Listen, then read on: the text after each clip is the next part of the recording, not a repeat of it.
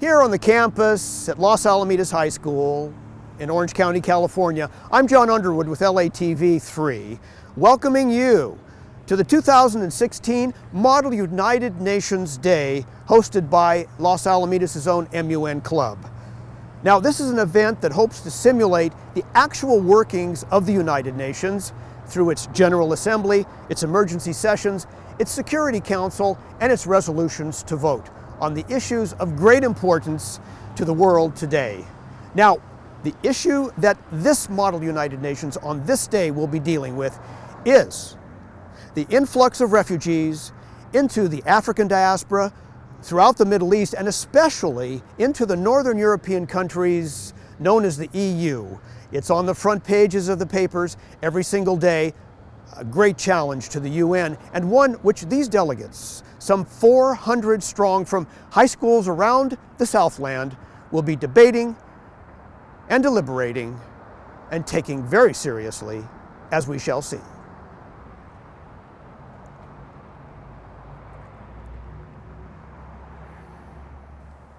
It's been over a decade since the Los Al GRIFFMUN Model United Nations Club has hosted a major regional conference on this high school campus, and only in the last year that the campus MUN has been reactivated.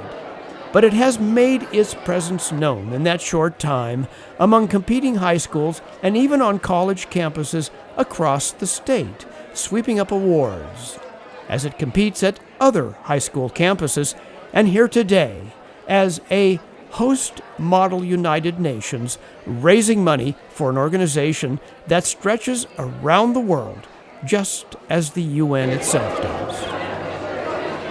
All of the proceeds from today's snack table sales will go to the UNHCR, which is the United Nations Refugee Council. They help refugees around the world. We'll probably raise between $400 and $500 today, and that will be donated to the UNHCR. The recent return of Los Al Model United Nations Club and the enthusiasm MUN students have brought to statewide competitions is an accomplishment not lost on Los Al Unified's current superintendent, Sherry Kropp, who stopped by to look in on the proceedings as they were getting underway. Well, as students begin to gather here outside in the main entrance to Los Alamitos High School, hundreds of MUN students from all over the Southland. I'm talking with Superintendent of Schools here at Los Alamitos Unified, Sherry Kropp, who wouldn't miss this for the world, would you? No, I would not. I think that I love it. It's an amazing opportunity for our students, for leadership, and really we have a district priority about connecting kids to school, so look how many students are involved. And probably equally, or if not more important, is that they're really dealing with real issues of the day, like simulating the United Nations. So we love it, and really hats off to our advisors. They've grown this program to just so many students, and I'm looking around and it's really exciting. They're all in their suits, looking sharp, ready to go. And you know, I have reported on this event before. And I know that these students take this event very seriously, don't they? They do. It's really a highlight for many of them, and we have seniors in the program. This is their, a big last one here local at our school, and they're so proud, and we're proud of them. Yeah. And it's real issues that these kids are taking on today. In this case, the issue of refugees, which is on the front page of the newspapers all the time. And one reason, but what's important to these kids, I think, is the fact that they're putting themselves out there. They're addressing the issues. There's much more to it than just sitting at a desk and debating for representing a country from Portugal to Brazil to Honduras to Ecuador. They're representing more than that. They're representing themselves as public persons, aren't they? Absolutely, and I think the more that we become more global in everything that we do, it's important that students have a perspective that's beyond their little circle of Los Al or this community. But I really do think it connects them to compassion and community. So we want students that are bright, know what's going on in the world, and also have a deeper understanding of what the issues are. And it's always not that simple. Issues are complex and deep, and this gives them an opportunity to explore them at a deeper level. Yeah, and not just as citizens of their campus, not just as citizens of their municipality, but really as citizens of the world. Love it. Okay. I agree. You said it best. That was perfect. All right. Sherry Kropp, thank you very much. Glad to see you here You're today. welcome. Thank you and I'm for sure doing all this. the kids are too. Well, I'm thrilled to be here, so thank you. All right. And on we go.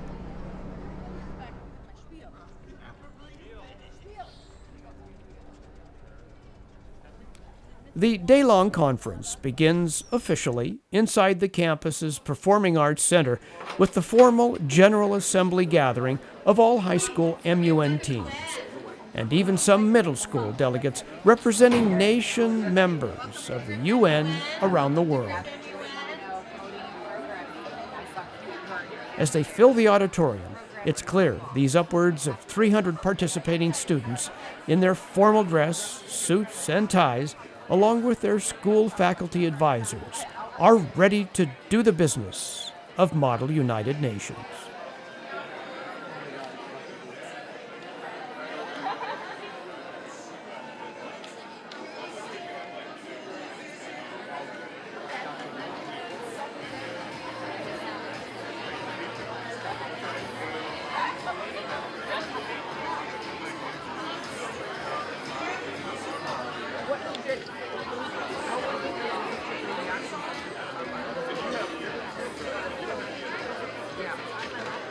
The conference is convened and delegates are welcomed by the Secretary General of LaSalle MUN, Renee Congdon.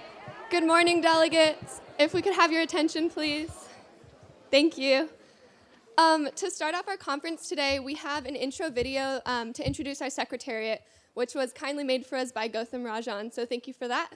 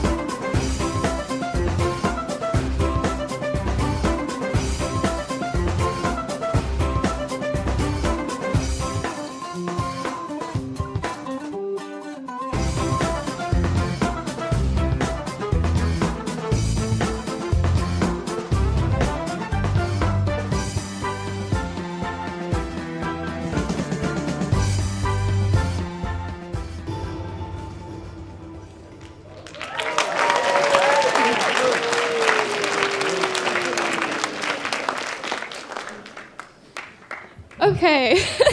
Thank you, Evan, for getting that video up and running. All right. Good morning, everybody. Thank you all so much for being here. At this time, I would like to officially welcome you all to GRIFFMUN 2016. Before I get started, I would like to mention that due to a technical difficulty, our two undersecretaries of communications did not make it into the intro video. So this is my thank you to Jack Sumner and Chloe Carpenter for being on Secretariat this year. Okay. And with that, we'll get right into it. My name is Renee Congdon, and I've had the absolute pleasure of being Secretary General this year. Standing here today, I would be remiss not to recognize the immense effort that all of our parents, students, advisors, and Secretariat members put in to make this conference possible. I would like to extend a few special thank yous at this time. Firstly, a big thank you to our fantastic advisor, Ms. Kibtia, for all of the late hours and extra work that she's put in this year.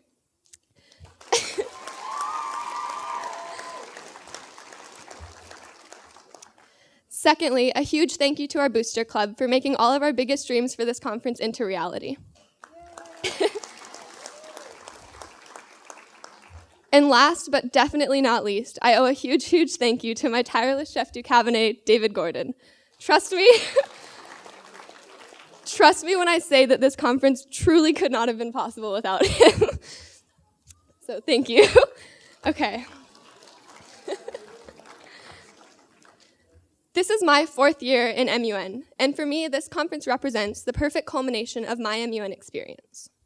I joined MUN as a timid freshman, and our total member base was about 10 people on a really good day. Today, we have over 100 active members who all helped to put this conference on for you today. The fact that this conference is even happening today is still almost mind-blowing to me, and we're all so, so happy to have you here, and we really hope you enjoy it. Speaking of the conference, now is as good a time as any to introduce our charity cause for today. We will be donating all of the proceeds of the GRIFFMUN snack bars to the UNHCR, which is the High Council on Refugees. We felt that this was only fitting, seeing as how the theme of our conference is International Refugees. All items at the snack bar are $1, and we hope that you will stop by, grab a snack, and feel good knowing that you've donated to a great cause. With all of this being said, I just want to thank you all one last time for coming to GRIFFMUN 2016. And now I'm going to hand it off to our lovely advisor, Ms. Kibtia. Thank you.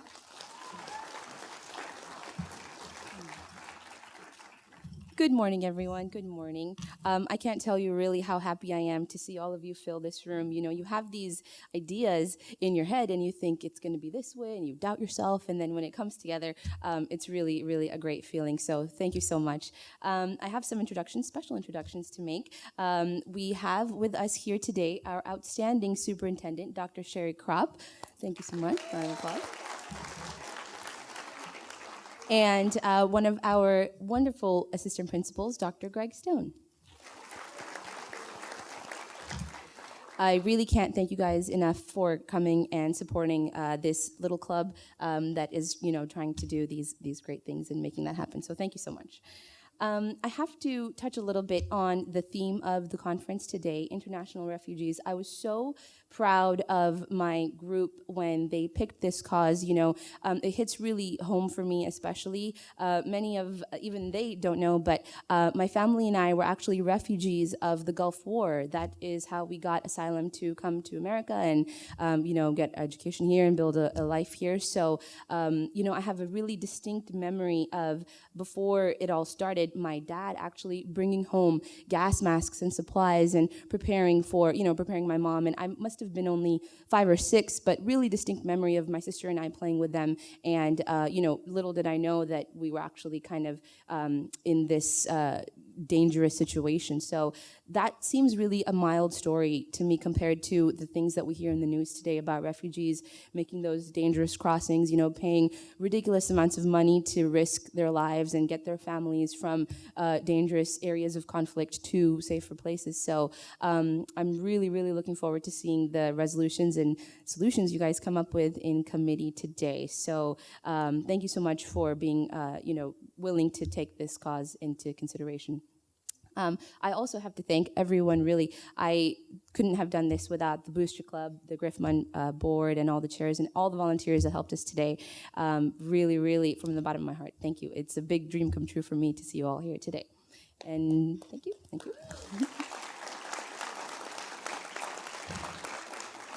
I will now kick it back to Renee Congdon, who will now call this conference to order. Thank you.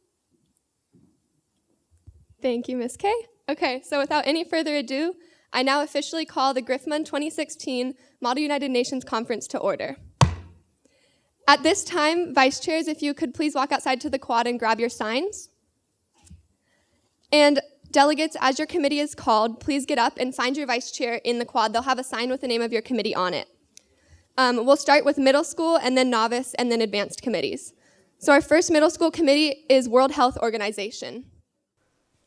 This Model UN Conference, now officially convened, the Secretary General begins the formality of releasing each UN committee one by one. Our first novice committee is Security Council.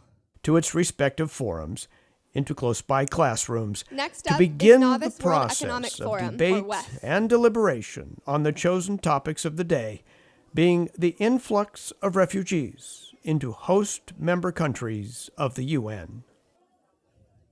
One of the faculty officials who spoke in this opening session was LaSalle MUN's own faculty advisor, Maria Kiptia, herself a one-time refugee along with her family, as she told the delegates.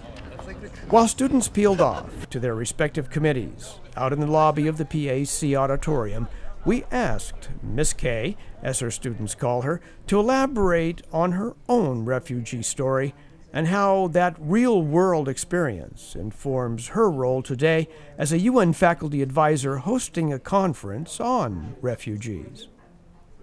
I'm talking with the faculty advisor, Maria Kiptia, who you had some words to say up there on stage at the General Assembly meeting to the whole body of legislators and representatives from all the schools. You had an interesting story yourself to tell that actually applies to the issue of the day, the refugee status and influx of refugees. You yourself have a personal story. Could you mind just telling us, expanding on a little bit of what you said up there with regard to your own refugee status? You know, at the beginning of each school year, the students, they ask me, why did you choose to become a history teacher? And I tell them the story that I have a real personal connection to one of the wars that the United States was involved in. And my family and I were actually refugees of the Gulf War. That's how we were able to get asylum to come to this country. And I always tell them, you know, I have a really distinct memory of my sister and I playing with gas masks that my dad had brought home with other supplies to kind of prep us for anything in case. Luckily, we were able to get out of there before anything serious really started. But, you know, I was so proud of the kids when they chose this cause because it's so prevalent. And, you know, just today on the news, the Pope said that this needs to be addressed. And, you know, the more attention we can bring to this, the better. Okay. Your entire family was able to emigrate to the United States. Very lucky. Yeah. Very lucky really, to have that really happen. just in time. Yeah. Was it stressful for you and for your siblings? I would say I was very young at the time, so I don't remember. But when I talk to my parents about it now, my mom describes it, you know, just in the nick of time, we were able to get out of there. So I'm really thankful for that. Yeah, that's a story that's been repeated over and over and over again. Right. And especially all throughout Europe now in the EU countries, it's very impactful over there. Yeah. Good subject for today. We're anxious to see how it transpires and what does go to vote, actually. And speaking of which, Maria, since we have you here and you're a faculty advisor for this event, give us a little structure to how this day is going to roll out. We're going to see it. We're going to take pictures of it. We'll be there for everyone to view it. But tell us what we're going to be looking at throughout the day. Sure. So there are about 25 high schools here from around Orange County and LA County, and all the students that have come from middle school and high school, they have come here as representatives from countries that participate in the actual United Nations. So what you'll see in the classrooms is them really just debating between themselves, trying to come up with the best solutions for this huge crisis really that we have of the international refugees. So when you get in there, the chairs, the LaSalle kids, they're actually hosting, they are kind of the leaders of that committee and running the procedures and getting everyone, you know, equal chance to come up and really present their solutions for this dilemma. So the senior members of the Los Alamitos Model United Nations Club, they're not actually participating or will vote in the final vote resolution, whatever that might be today. They're really sort of acting in a hosting capacity? Yes, they are. Yeah, they're hosting the committees, and then also they helped put on this whole conference. Okay. About how many delegates are we talking about here today? It looked like hundreds. Yeah, I think we have about 300 here. So really great step forward, especially from last year where we had 55. So it's great. Yeah. Well, this is a great event, and the whole, it seems like from the superintendent on down are behind it. She was here today presenting for the district, and we look forward to all of the rest of the events today. Maria Kiptia, thank you very much, and congratulations on your citizenship here in the United States. Thank you so much. You are certainly a classic American success story. Thank you so much. Thank you for being here. Okay, and on we go.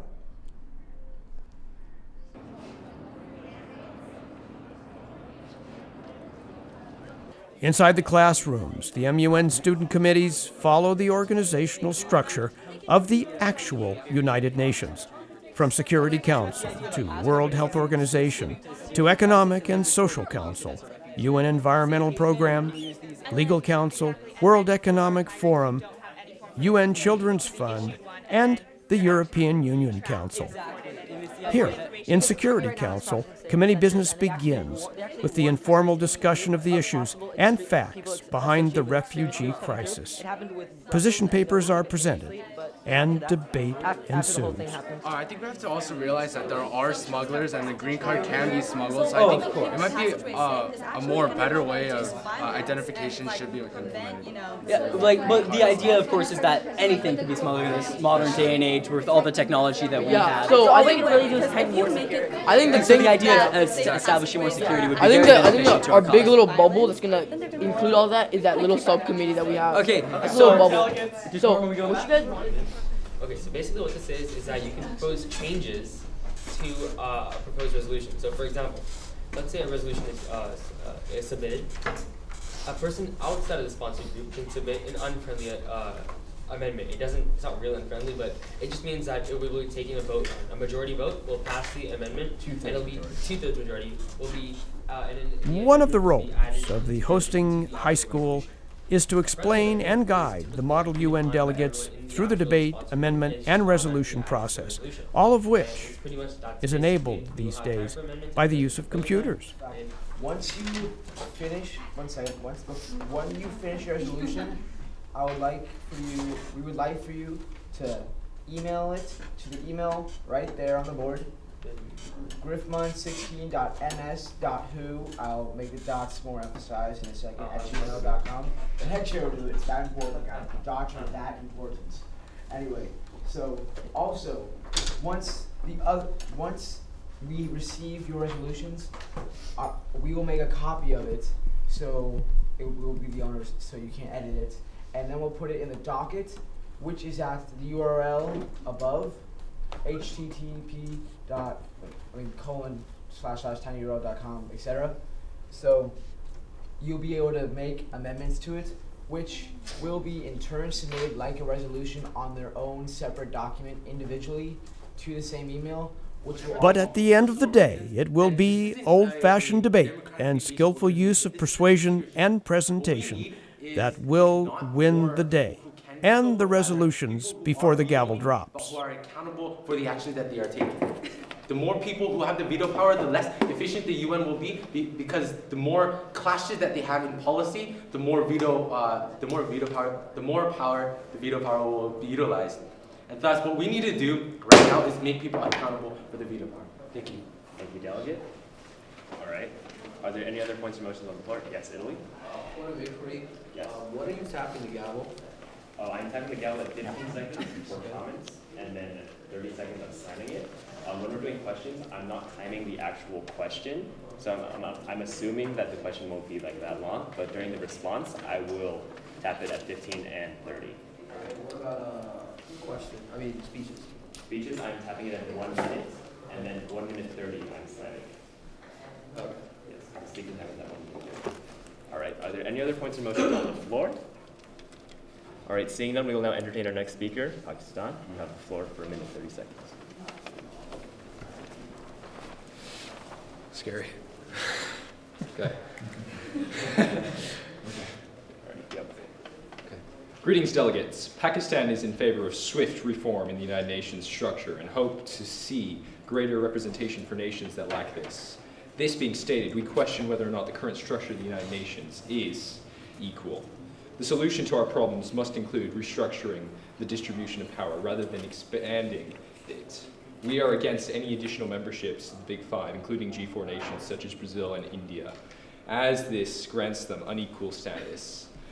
The Islamic Republic of Pakistan feels that the UFC proposals are in the ultimate interest of this body and is willing to open dialogues to ensure that we reach a consensus as a body. Additionally, Security Council seats in Africa and South America are vastly underrepresented, and we wish to see more of representation in African nations. Despite our stark opposition to the expansion of permanent seats, the UFC is flexible for Africa, as the seats would represent the African continent in its entirety.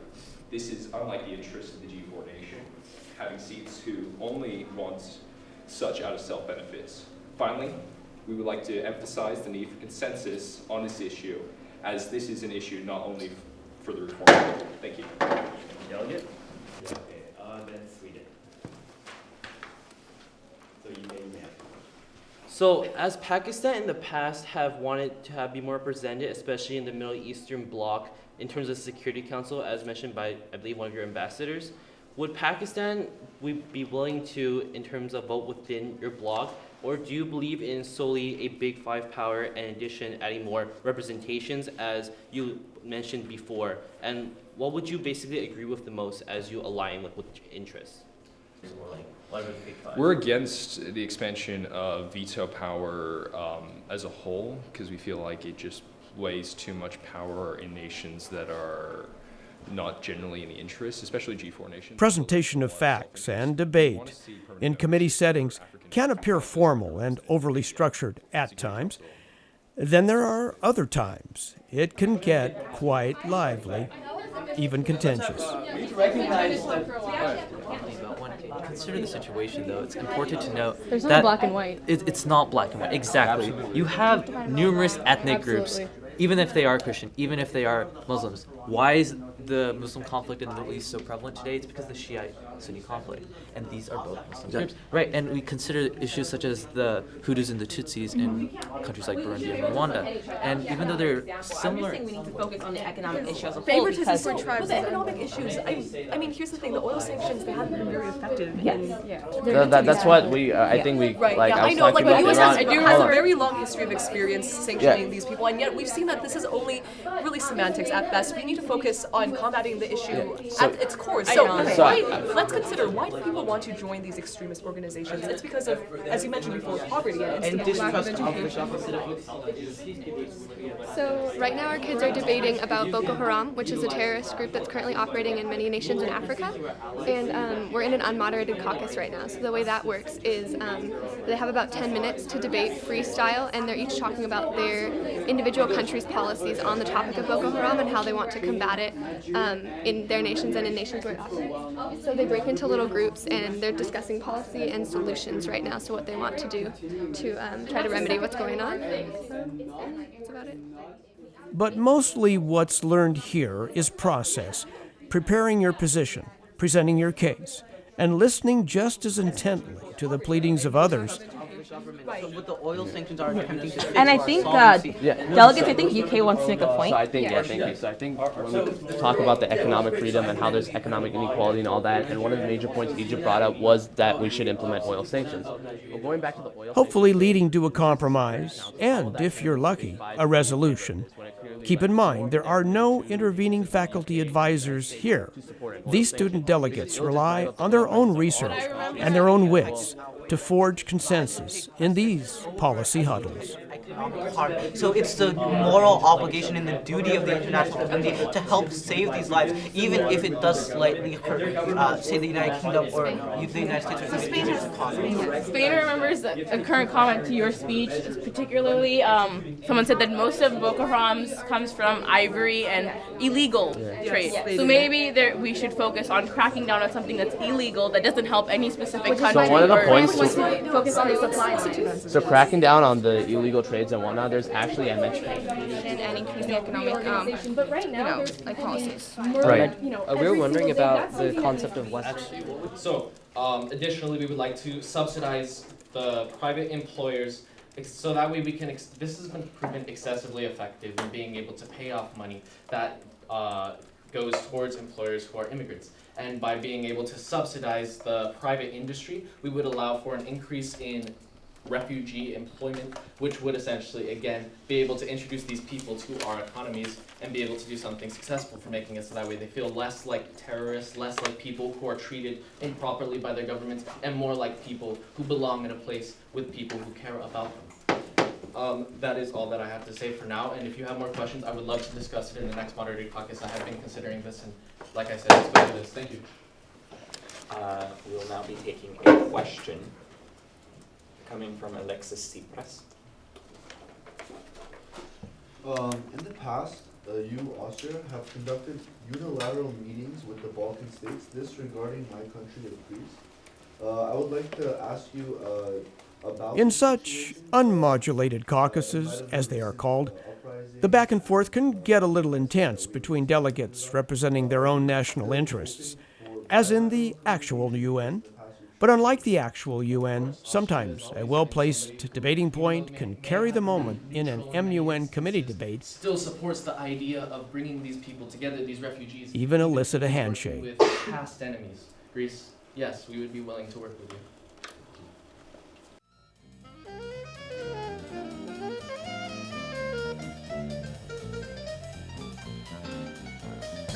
Lunchtime was a welcome break that gave delegates a chance to unwind from the pressures of the morning committee sessions.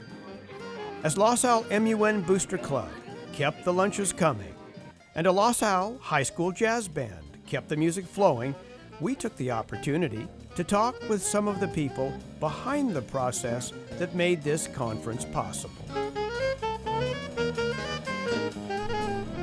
Okay, here at lunch break at MUN 2016 on campus at Los Alamitos High School, I'm talking to, well, the two go-to people of this entire event. I guess you guys are the student organizers, Renee Congdon and David Gordon.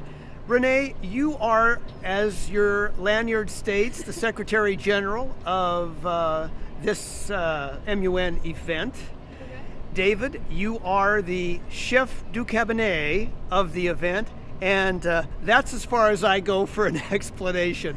Tell me, it must mean something technically for MUN. What is a chef cabinet? Yeah, the chef du cabinet is a technical term that the real United Nations uses, and it essentially means the UN Chief of Staff.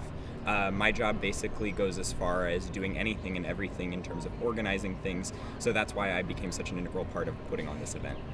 Okay. And Renee, the Secretary General, we can kind of guess what that means, but let's not. Tell us what you do. Well, Secretary General is essentially a fancy name for president. So the Secretary General of the actual UN right now is Ban Ki-moon, which most people recognize. So yeah, I'm in charge of the larger scale things. I do lunch meetings. Obviously, I give speeches at opening and closing. David does a lot of the dirty work for me as a chef du cabinet with organizing and creating matrices and things like that. But yeah, it's been a really good time putting on this conference. Well, I see you two literally running, Renee, on your heels. Oh, yeah. You both seem to be flitting around from flower to flower like busy little bees. Is it a lot of work, and was it a lot of work getting to this day? Yeah, it was. I'm gonna take that one because for the past week I've been, I've been up till midnight. I've been at the school until 7 many days, working our chair trainings, making sure that every little detail of this conference goes smoothly. I've been my advisor, Miss Kiptia's right-hand person. She's very good at doing all these things, but she couldn't do it alone, so I was there by her side, and so I'm the one who has a lot of the technical information for all the details of this conference. So when I run around from committee to committee, I'm normally just basically everyone's fixer. What's their problem and how can I fix it? Wi-Fi codes, stuff like that. Yeah. Yeah, that's basically it. Okay. Are both of you seniors? David is a junior. I'm a senior. I was actually chef du cabinet as a junior last year. It tends to usually be a junior in that position, and usually the chef du cabinet position sets you up to be the president in your senior year. Okay. Yeah. Is that a position you will Yes. heartily accept next year, David? Yes, next year I will graciously accept the Secretary General And then give all of position. your work to the chef du cabinet. Hopefully. Yeah. Is that what you did? I mean, essentially. I was chef du cabinet last year with a much more relaxed president, I would say, in charge. So I ended up also kind of taking on what David is doing right now, doing a lot of the logistics, a lot of the dirty work, updating things, keeping technological stuff in order, making sure that our advisors keyed in. So it tends to fall to the chef du cabinet. Okay. Whereas the president does more of the fun stuff. We know what David's going to do next year. Renee, you're graduating. I am graduating. Will you take MUN with you in one sense or another? Will you actually pursue? I will. You could actually pursue this as a college student, couldn't you? Correct. I just committed to Colgate University. It's in New York. And I'm currently double majoring in international relations and psychology. So international relations obviously is super linked into MUN and what we've kind of been debating. So like this club, being in this club all 4 years, kind of helped me make that decision in terms of what I want to do in college.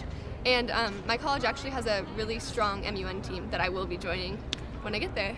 So yeah, and I also want to work eventually with foreign humanitarian aid as a career in the future.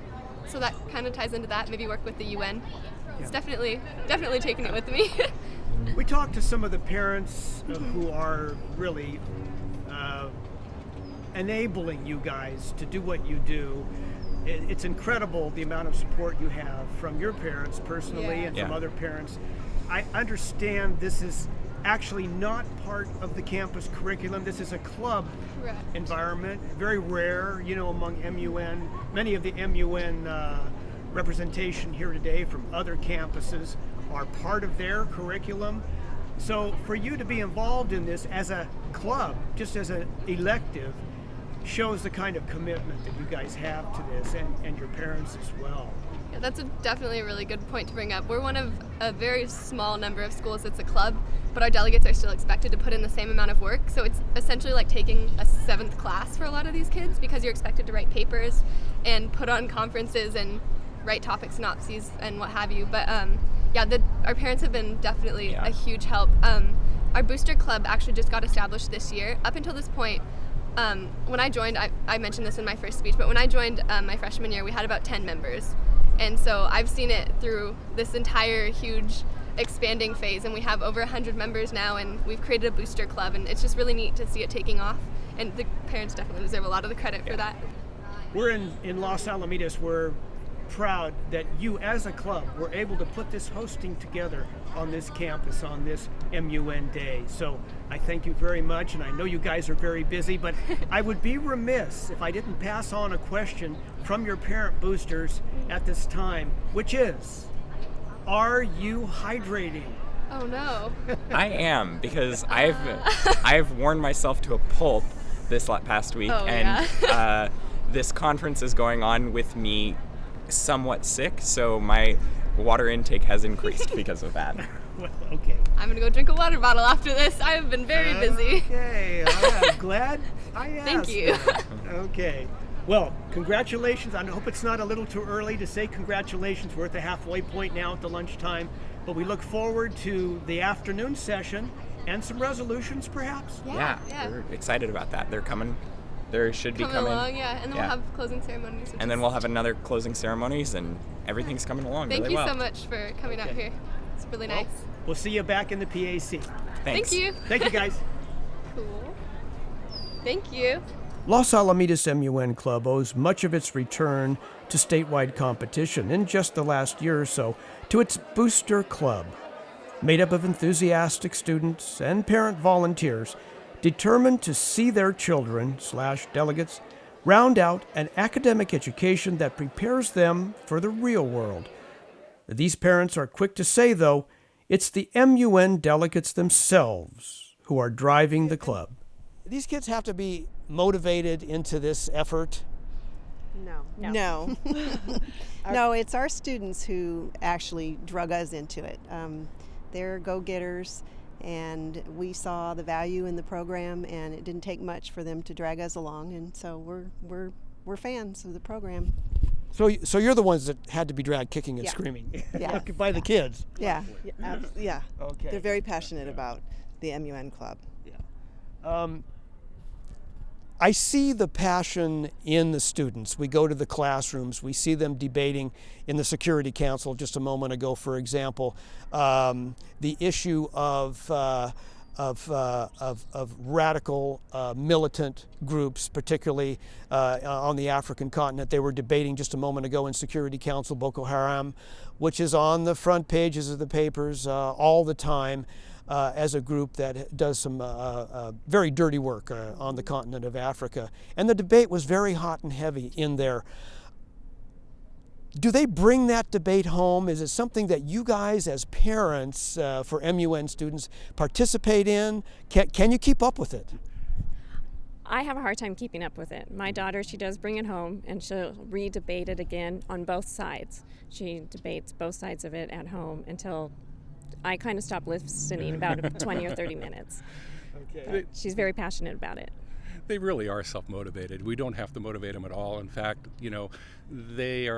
they take both sides, so they get to argue both sides, and I think that's a really good thing for the, diplomacy, is to walk in someone else's shoes. So you're not necessarily arguing one side, and they have to do the background research, they have to do the background work in order to debate those things. So when they come to the table and do these arguments, they're sort of mini content experts, from their position, whatever that position may be.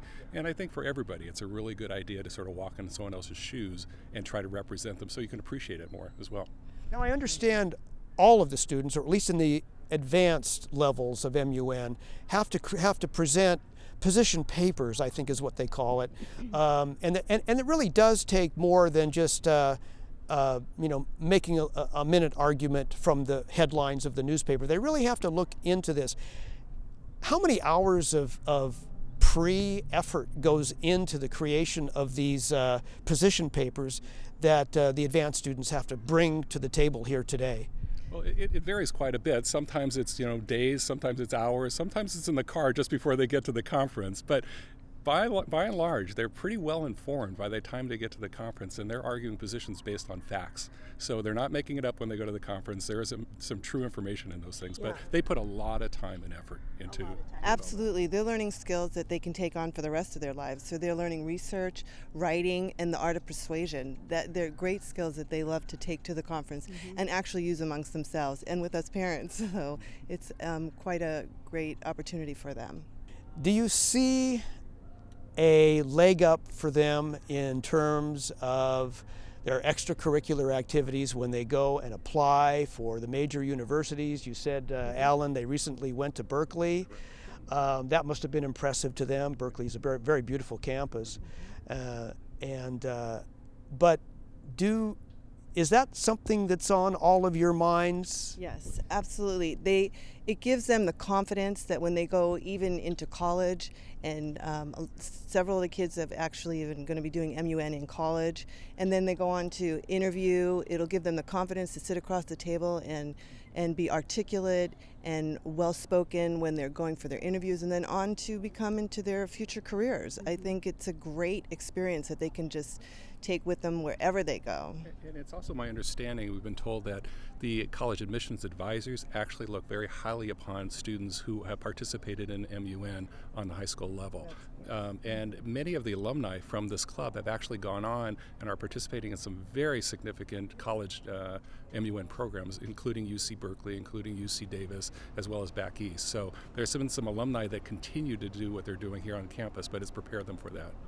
My daughter's just been accepted, and she will be competing with the MUN team at Colgate, and they compete internationally. So that'll be, interesting for her. Yeah, I've met your daughter. She's very, very, very well-spoken young person. Thank you. Thanks to MUN. Yeah. Okay. All right. Do the kids look at it that way? I mean, do they see it that way, or is it is there something else that is there some other kick for them? One of the things is that we've been talking about a lot of it, the academics involved, a lot about the discipline and studying and researching.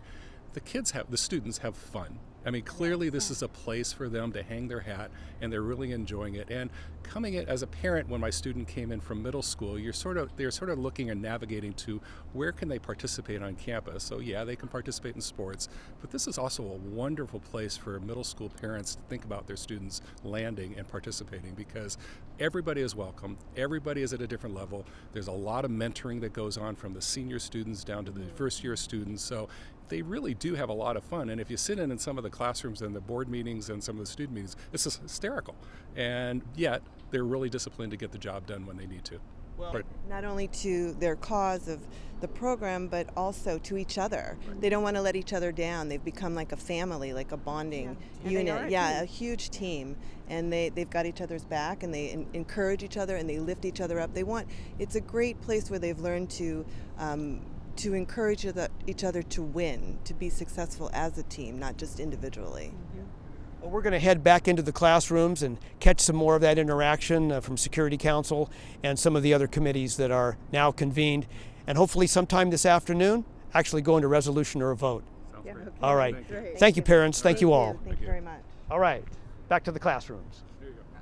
brought back or have managed to escape. Boko Harams are often shunned from their families. Exactly. Yeah, not just their affiliation with them. So we have to figure out a way to protect them as well as implement them back into society. And considering that a lot. Umbrella solution, because we do like refugees and also like rehabilitation in one, because refugees are obviously really traumatized as well as the women who have been kidnapped Boko Haram. So we do like rehabilitation within the secondary education system. So we go all together. Yeah, we're going to make a whole entire subsection for humanitarian aid, and then all that will go under it. So the woman? Yeah. So I'm going to write humanitarian aid. Oh, it's there. And the last thing was I wanted to address was that a lot of these refugees and displaced people are actually being sent to neighboring countries such as Cameroon and Niger and Benin, but those countries are highly affected by the Boko Haram crisis as well. So I was wondering if other countries such as Senegal and Angola will be willing to actually take in some of these refugees in order to assist them to properly. So in Senegal we have, so we are Islamists, but we promote non-violence, and we we're very welcoming.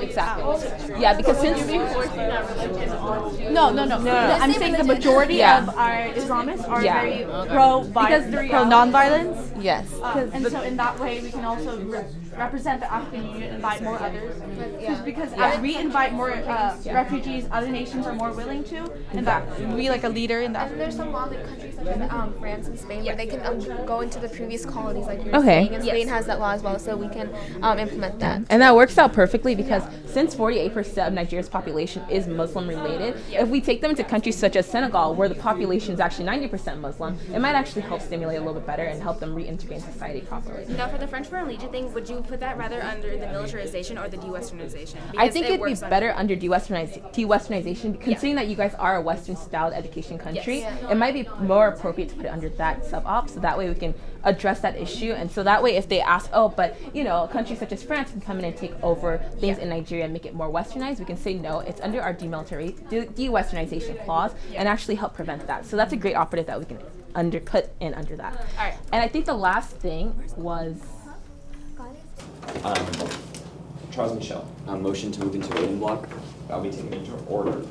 Before we can vote on this motion, we'll need 2 speakers for and 2 speakers against. Can I see a speaker for? Alexis Tsipras, a speaker against. Lars Lok Rasmussen, a speaker for.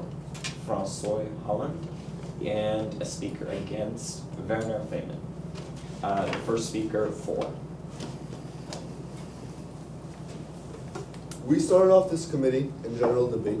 We talked about the background of the issue, and we recognized the serious crisis at hand. Then we moved into substantive debate, and Angela Merkel died. Then we moved on and we discussed resolutions, viable policies, and we constituted 2 separate, both equally viable and comprehensive resolutions. Therefore, after presenting these resolutions, we further talked about how we can amend these resolutions. Therefore, as you can see, ladies and gentlemen of the European Council, a day's work will come in culmination, will come in perfect culmination when we move into voting block, and all the policies we've been talking about until now will be enforced and brought to action. Thank you very much. And our first speaker against. These people lies in our hands right now. There's been so much that we didn't discuss because we have been bickering about NGOs and such, which is why we need to focus more on this issue, discuss more ideas, come up with better solutions, and point out facts that we have not discussed yet. We'll have 1 for. This committee is clearly ready to vote on these amendments because we all align on many aspects of this issue, including quotas, cybersecurity, integration. And so we also have the amendment process, which we're going through right now. So in the event that we have any disagreements, which we have had in the past, we'll be able to amend these resolutions in order for our policies to align so that the EU will function as a unified organization. And also with the NGO logistics, it will take some amendments to figure that out, but I do believe that we are ready to move into voting block. Thank you. Delegates, as an Austrian, I will speak quite frankly. These resolutions are terrible. It's as though a whole bunch of high schoolers came together and made it in one day or less. It's disgusting, and we really need to look at them and work with them more, because if we implement these, we are going to destroy the European Union. The economies are going to fall apart. The people are going to be scattered with nowhere to go. We need to sit here and spend the next year thinking about what it is that we are doing, implementing, and saying. We cannot possibly expect to have it all done in one day, let alone a few hours. Thank you. Okay, so now we will be voting on the motion to move into voting block. All those in favor? All those against? In a vote of 10-2, this motion passes. I'd like to remind delegates that there is no passing notes, there is no talking, no one can leave the room and no one can get out of their seats. Has everyone seen the resolutions? If we put them on the board, I would now also like you to close your computers to make sure that there is no electronic communication going on during voting block.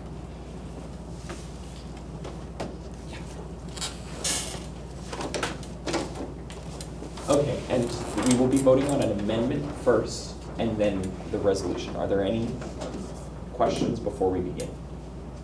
Seeing none, we're going to vote on the amendment EU/Res/1/1. So we're going to vote on resolution 1. All those in favor of resolution 1? Wait, say that one more time. Resolution 1. That was the only amendment? That was the only amendment for that one. All those in favor of resolution 1? Mateo Renzi, are you voting yes or you no? I'm voting against.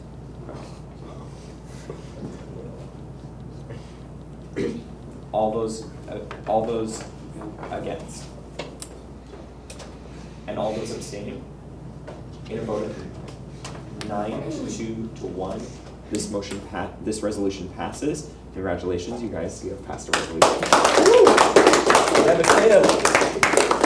We'll now be voting on. After the last resolution and the last gavel dropped on the last committee, Model UN delegates, after a little on-campus networking, all found their way back to the Performing Arts Center.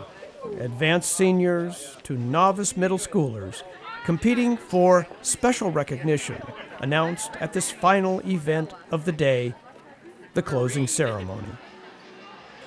So the awards are actually on their way, so that's the good news. But we do have LATV here today, and if you've seen the cameras around, so this is actually going to be made into a production. So any volunteers or victims first? Oh, here we go.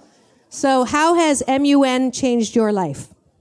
Well, I'm usually the type of person who likes speaking and doing things like that, and MUN has really enhanced things like that, like letting me speak, and it was all a really fun experience.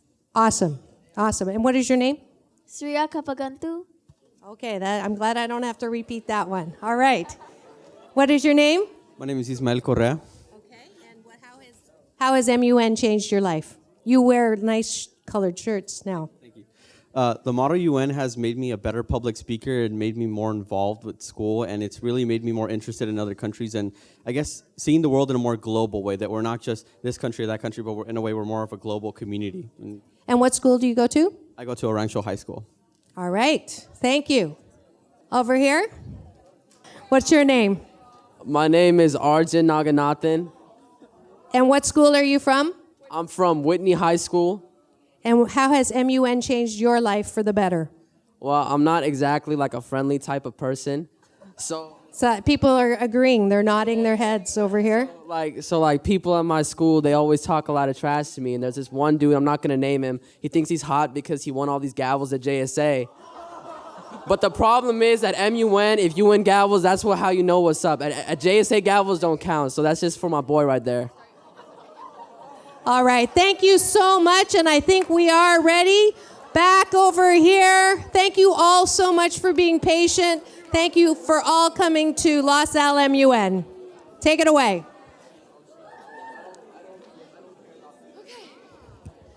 Hello, guys. So Mark and I will be announcing the awards, and as I announce your committee, your head and vice chair will come and stand right here with your awards. When your country is called for your award, you just come up and grab it and then go ahead and sit back down. Okay.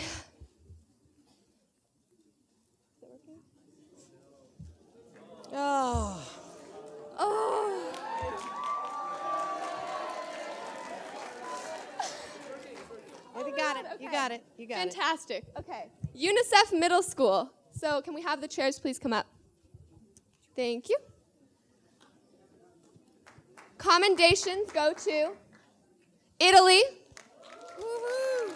and Kenya. Mark, I'm dying. It's okay. Outstandings go to the United Kingdom.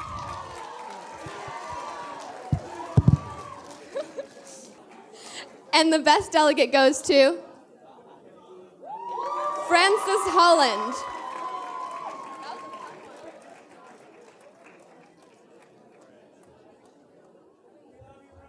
Next, we have Security Council Advanced. So the commendations go to... In all, over 20 schools participating across 12 UN committees were awarded certificates and replica UN gavels to take home to their respective Next, we have the schools. outstandings, which go Clearly, to for some, a reward worth running for. States and the United Kingdom. And finally, our best delegate goes to Malaysia. And Kenya. Oh, and that's all the awards, I think. Thank you for coming. But for the over 300 delegates who participated, the real reward, from advanced delegates to the youngest novice, was in just being a part of it all. This Model United Nations 2016. I love the event. It's really fun. I'm having a great time. Have you done it before? No, this is my first time ever doing one of these types of events. Okay. And you're from? I'm from Our Lady of the Assumption School in Claremont. So. Okay, you've come a bit away. So you're really driven to do this. Yeah. You like it? I love it. Do you get into the debate and everything? Yeah, I Do guess. they let you in? Yeah. They kind of edge you out because you're middle school, or? No, I'm actually in a middle school conference. Oh, okay. So where there's other middle school Yeah. There's delegates that you're debating with. Yeah, there's two middle school conferences. So what's the subject you're talking about today? Well, in my committee, we're talking about the access to vaccines in refugee camps as representatives of the World Health Organization. Oh, I see. Okay. You say you like the whole experience, huh? Yeah, I love the whole experience. So you're going to stay with MUN over there at Lady of Assumption in Claremont for the next few years? Yeah, I'll probably keep doing it. Yeah, you could take this all the way to college, Yeah, and I really just love it. It's a cool concept, and when I first heard about it, I thought, wow, that'd be really cool to do. And then my dad told me there was a middle school one, so I was like, sign me up.